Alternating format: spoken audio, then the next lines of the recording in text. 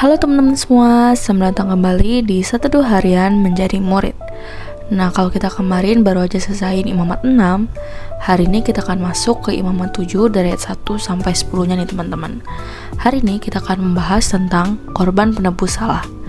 Nah, seperti biasa aku akan bacain dulu bacaan firman Tuhan kita untuk hari ini ya teman-teman.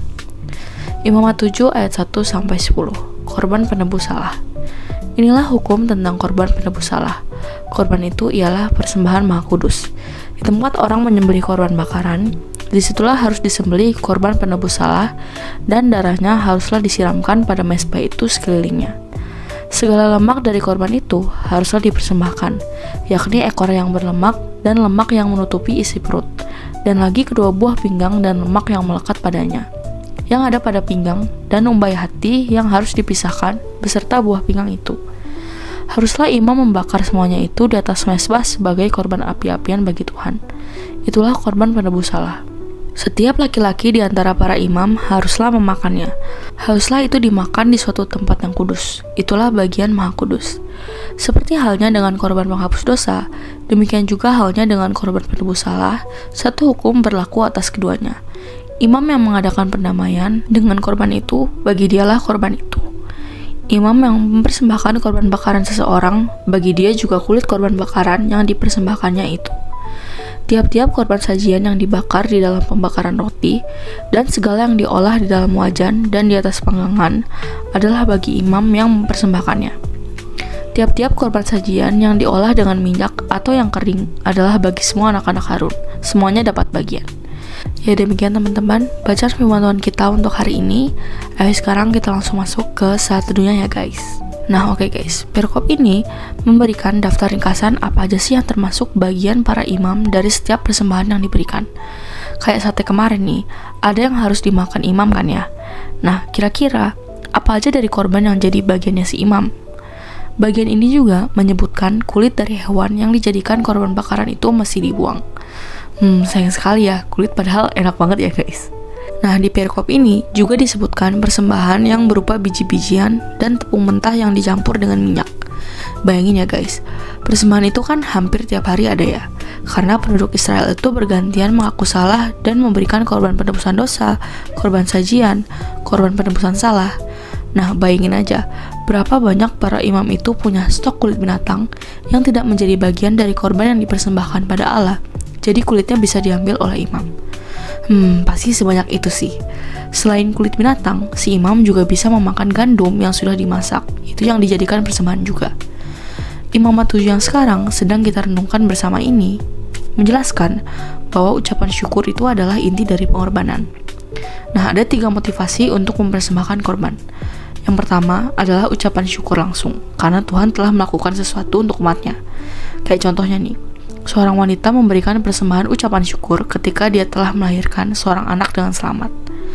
Alasan kedua masih berkaitan dengan ucapan syukur, tapi contoh konkretnya kayak gini guys. Hana nih misalnya pengen banget punya anak. Karena itu, dia berdoa untuk mendapatkan anugerah ini. Ia berjanji bahwa ia akan memberikannya kepada Tuhan untuk melayani di tempat kudus. Tuhan menjawab doanya. Akhirnya, dia kembali dengan membawa bayinya dan sebuah korban. Jadi, korban syukur kedua itu sebagai bentuk memenuhi janji. Kayak kita nih misalnya berdoa, aku akan lebih rajin pelayanan, rajin memberi persembahan, kalau Tuhan kasih aku pacar atau pekerjaan atau apapun deh. Gak lama kemudian beneran punya pacar atau kerjaan, maka kita memberikan persembahan sebagai bentuk memenuhi janji kita pada Tuhan. Kayak gitu guys, kira-kira gambaran dari persembahan ucapan syukur yang kedua. Nah yang ketiga ini karena simply umat ingin memberikan persembahan. Inilah yang secara tradisional disebut sebagai persembahan sukarela. Ya jadi segitu aja teman-teman saat duduk kita untuk hari ini. Sekarang aku mau kalian buat merefleksikan nih guys. Jadi hari ini kita belajar apa aja sih alasan memberi persembahan korban, dan apa aja bagian korban persembahan yang menjadi milik imam. Nah dari sini kita juga belajar bahwa Allah memelihara hidup pelayannya, yaitu para imam, dengan bagian-bagian yang menjadi milik para imam pada saat dilakukan ritual pemberian persembahan. Sedetail itu ya, Allah memelihara hidup pelayannya, rekan sekerjanya. Jadi, yuk kita belajar untuk melihat apa sih motivasi kita dalam memberikan persembahan? Apakah memenuhi janji? Atau apakah karena kita menyadari kasih setia dan pemeliharaan Allah, makanya kita mau memberikan persembahan? Atau karena ucapan syukur karena menyadari banyak hal yang telah Allah berikan buat kita? Nah, apapun alasannya, mari kita belajar memberikan persembahan. Yuk teman-teman. Nah, lalu pertanyaan efektif untuk hari ini ada 3 guys. Yang pertama, apa yang kamu pelajari dari pribadi Allah hari ini? Lalu yang kedua, bagaimana kamu bisa belajar menjadi murid yang setia, memberikan korban persembahan sebagai wujud syukur atau memenuhi janji pada Allah? Lalu yang terakhir, kan di Alkitab ada dibilang nih, diri kita, hidup kita, itu bisa kita persembahkan kepada Allah sebagai korban syukur yang hidup. Nah, apa sih maksudnya memberikan diri kita sebagai persembahan yang hidup? Seperti biasa, teman-teman boleh jawab sendiri, atau kalau mau komen di bawah jawaban kalian juga boleh banget guys. Ya, jadi segitu aja satu kita untuk hari ini.